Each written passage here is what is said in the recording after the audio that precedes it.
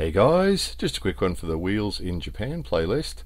Just a bit of a heads up, if you're going to be driving in Japan, or even if you're just going to be a pedestrian in Japan, keep an eye out for the bikes. They do tend to scoot up the front when there's a red light like this. They'll scoot up between the traffic and cross the pedestrian crossing and stop sort of halfway into the intersection. So it's good to keep an eye out for that. If you're driving a car, they might come up on your left hand side, or they might come up between the cars. So you've really got to keep an eye out for that. And if you're crossing a pedestrian crossing, it's a really good idea to have a bit of a look as you're walking across the street to make sure that someone's not going to suddenly appear. Of course it is illegal. There's a white line just in front of the car we're sitting in here. There's a white line, which is where everybody should stop. And lots of the law-abiding citizens do.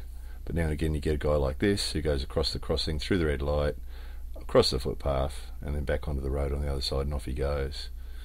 So lots of law-abiding motorbike riders, of course, but there's also lots of these guys that will just sort of scoot across and sit there and jump the light and off they go. So you've got to keep an eye out for them.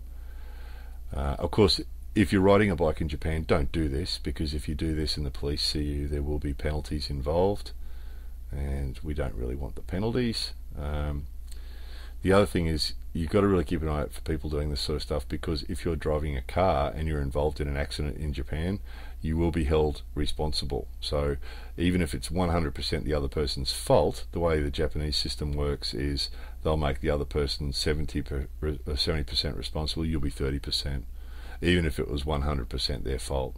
It's just the way the Japanese system works, is that, you know, both people have to be held responsible in some way.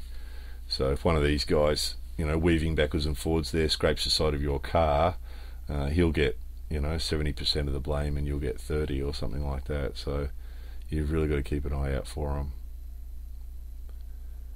So they'll weave backwards and forwards between the cars there, and when all the cars stop at a red light, they'll just move right up to the front, across the pedestrian crossing and into the middle of the intersection. Sort of seems pointless even stopping, but anyway, it's just what they do. So keep an eye out for that.